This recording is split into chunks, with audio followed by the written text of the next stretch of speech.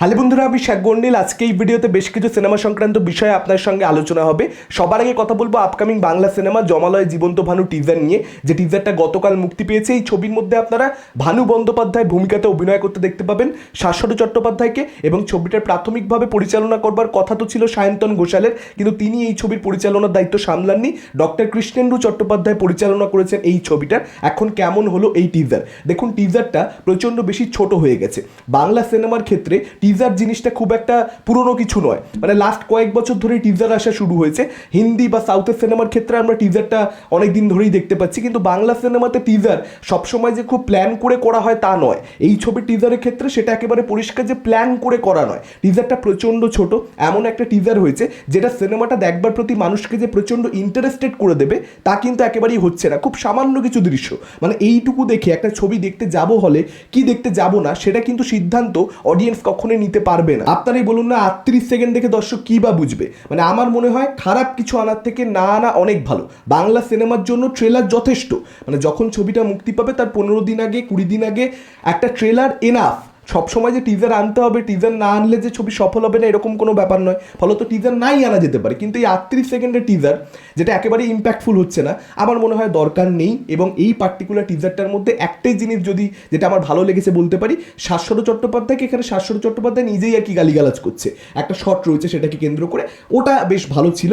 এছাড়া টিজারটার মধ্যে শাশ্বত বাবুকেও যে ভানু বন্দ্যোপাধ্যায় হিসেবে প্রচণ্ড মানিয়ে গেছে, একদম অ্যাকুরেট লাগছে, দুর্দান্ত কিছু তা বলতে পারবো না। দেখা যাক বাকিটা ট্রেলার মুক্তি পেলে, ছবিটা মুক্তি পেলে তখন আমরা বুঝতে পারবো যে শাশ্বতবাবু কতটা ভানু বন্দ্যোপাধ্যায় হয়ে উঠতে পেরেছেন বা পারেনি তার অভিনয়ের মাধ্যমে। শাশ্বতবাবু এমনিতে তো খুবই ভালো অভিনেতা, আমরা সকলেই জানি, কিন্তু একটা পার্টিকুলার মানুষ হয়ে ওঠা সবসময় যে অভিনেতার অভিনয় দক্ষতার উপরে নির্ভর করে তা কিন্তু নয়। দেখা যাক বাকিটা সময় আমাদেরকে বলবে। তবে ডক্টর কৃষ্ণেন্দু চট্টোপাধ্যায় চিত্রনাট্য, তারই পরিচালনা এবং সত্যদার কোচিং, একটা ছোট ছবি আছে ইউটিউবে অ্যাভেলেবেল রয়েছে ফ্রিতে, আপনারা চাইলে সবাই দেখতে পারেন, খুব ভালো কাজ।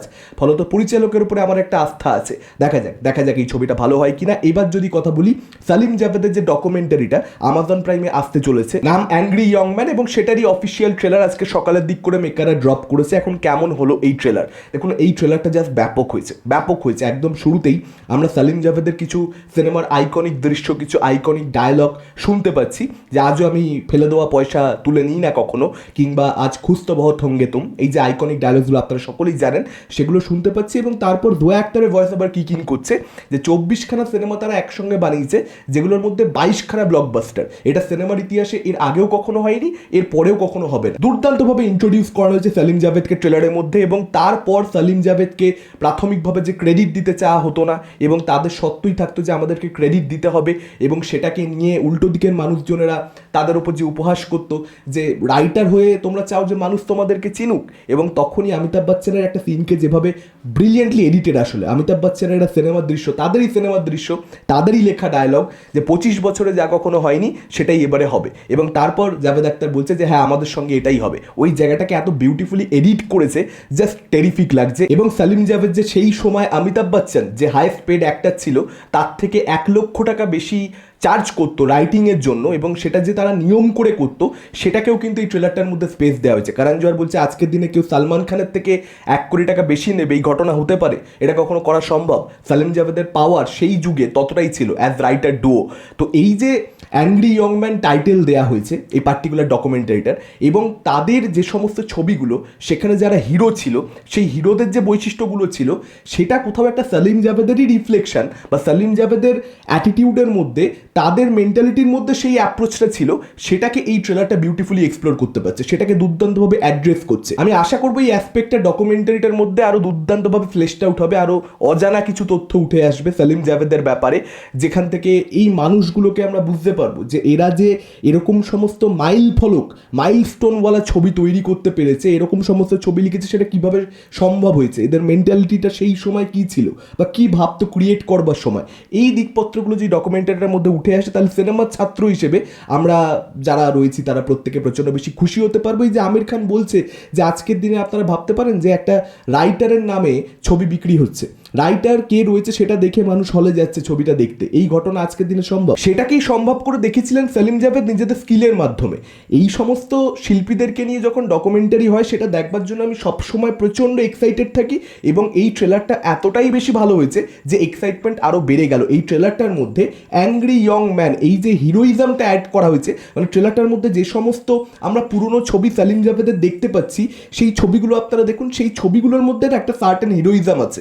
আপনি বুঝতেই পারবেন পরিষ্কার, যারা সেলিম জাভেদ সম্পর্কে ধরুন আগে থেকে খুব বেশি কিছু জানে না, যারা এই ট্রেলারটা জাস্ট দেখবে ওই ছবিগুলোতে না তারা বুঝতে পারবে যে এরা ভাই নিজেরা নিজেদেরকে হিরো মনে করতো, আদারওয়াইজ এটা সম্ভব নয়।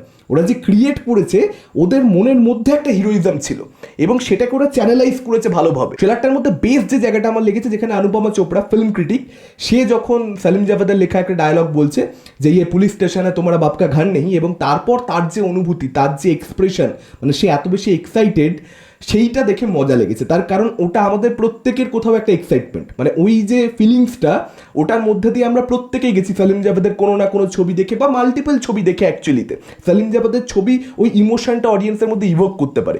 অনুপমা চোপড়া ওই জায়গাটায় আমাদের প্রত্যেকটা দর্শকেরই মতন আর কি। তো ওই জায়গাটা আমার দুর্দান্ত লেগেছে। এবং ইয়াশকেও দেখা গেল, মানে ইয়াশ যেহেতু কেজিএফ প্লে করেছে এবং কেজিএফ এর রকি ভাই ক্যারেক্টারটা সেলিম জাভেদের থেকেই, বা সেলিম জাভেদের যে সমস্ত ক্যারেক্টার তারা ক্রিয়েট করেছে সেই ক্যারেক্টারের থেকে কোথাও একটা বিটস অ্যান্ড পিসেস রয়েছে আর কি রকি ভাইয়ের মধ্যে। সেই অ্যাংরি ইয়ং ম্যানের যে অবতারটা সেটা রকি ভাইও কোথাও একটা, যে কারণে ইয়াশকেও রাখা হয়েছে।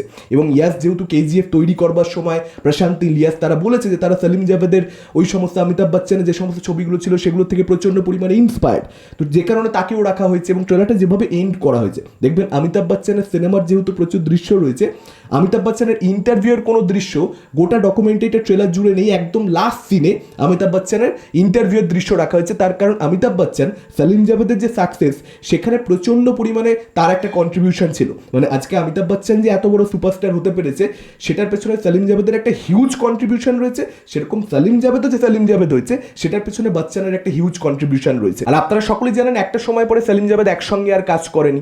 এরকম একটা আইকনিক জুটি, এরকম একটা অসাধারণ কেরিয়ার, যেরকম কেরিয়ার মানুষ শুধু নিজের স্বপ্নে ভাবতে পারে, সেরকম একটা কেরিয়ারের পরে তারা একসঙ্গে কেন কাজ করা বন্ধ করে দিল সেটার উপরেও কিন্তু ডকুমেন্টারিটাতে ফোকাস থাকবে।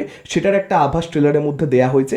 দেখা যাক সেখানে কি কি অজানা তথ্য অডিয়েন্সের সামনে উঠে আসে, সেলিম জাভেদ একে অপরের ব্যাপারে কি বলে, সেটাও একটা দেখবার মতন ব্যাপার হবে। সেটা ইন্টারেস্টিং হতে চলেছে। তবে দেখা যাক ডকুমেন্টারিটা কতটা ভালো হয়। দ্য রোম্যান্টিক্স ইয়াশ রাজ ফিল্মসের একটা ডকুমেন্টারি ছিল, সেটা খুব ভালো ছিল, ভীষণ ভালো ছিল। রাজামৌলিকে নিয়ে গত সপ্তাহে না তার আগের সপ্তাহে একটা ডকুমেন্টারি মুক্তি পেল, সেটা একটু ছোট হয়ে গেছে। খারাপ কিছু ছিল না, ভালোই ছিল, অবশ্যই দুর্দান্ত ছিল, আপনারা দেখতেও পারেন চাইলে, কিন্তু একটু ছোট হয়ে গেছিল।